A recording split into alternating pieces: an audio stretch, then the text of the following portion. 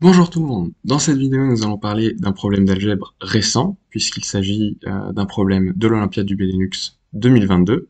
L'Olympiade du Benelux c'est une compétition qui a lieu tous les ans, auquel participent le Luxembourg, la Belgique et les Pays-Bas, et certains pays invités, donc par exemple de temps en temps la France.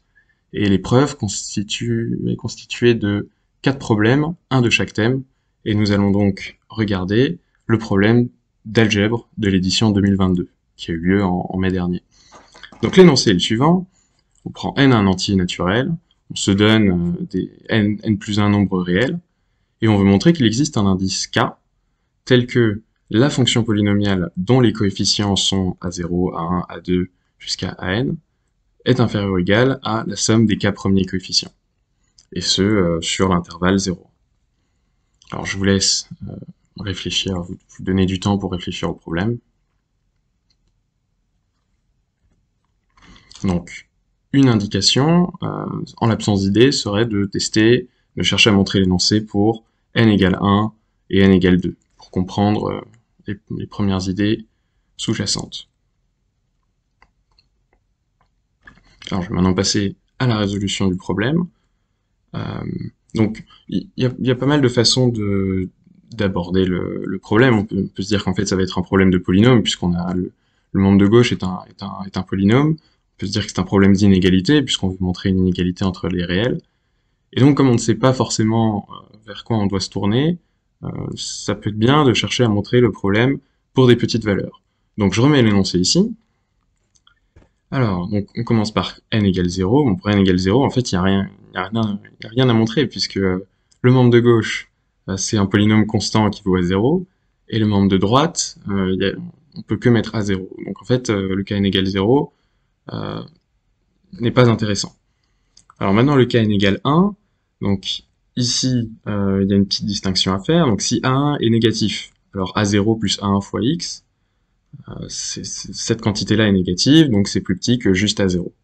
Maintenant, si A1 est positif, alors A0 plus A1 fois x est plus petit que A0 plus A1, puisque x est dans l'intervalle 0,1, donc x est inférieur ou égal à 1.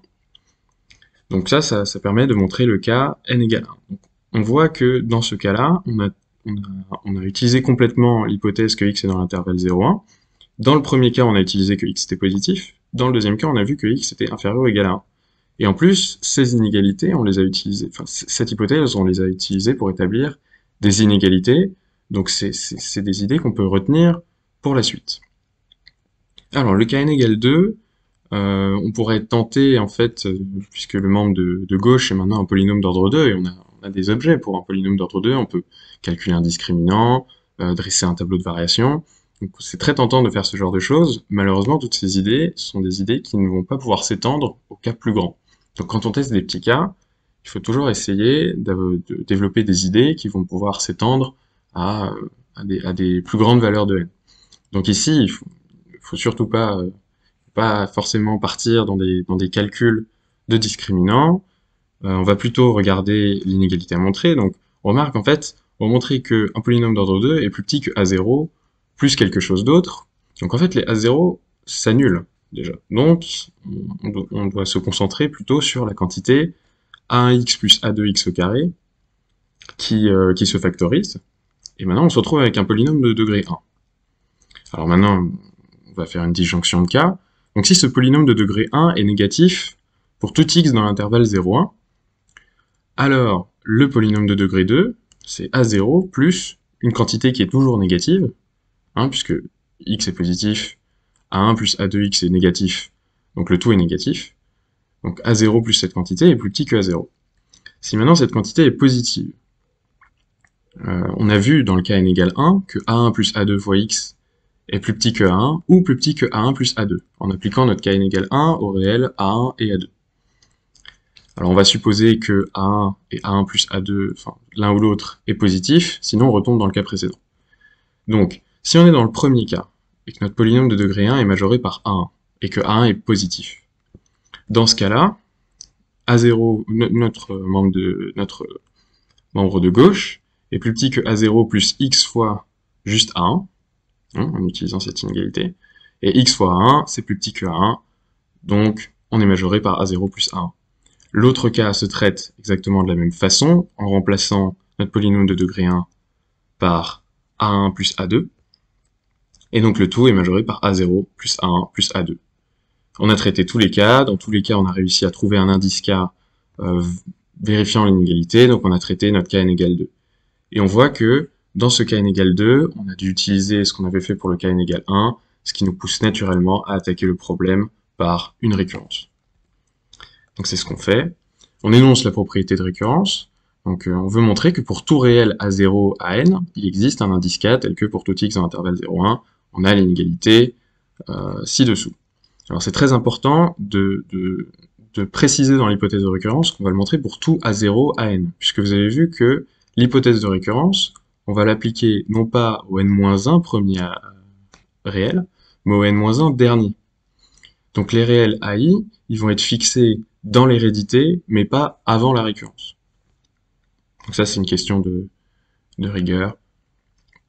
Donc on commence par l'initialisation. L'initialisation, on l'a déjà faite. En traitant les petits cas, on a montré que P0, P1 et P2 étaient vrais.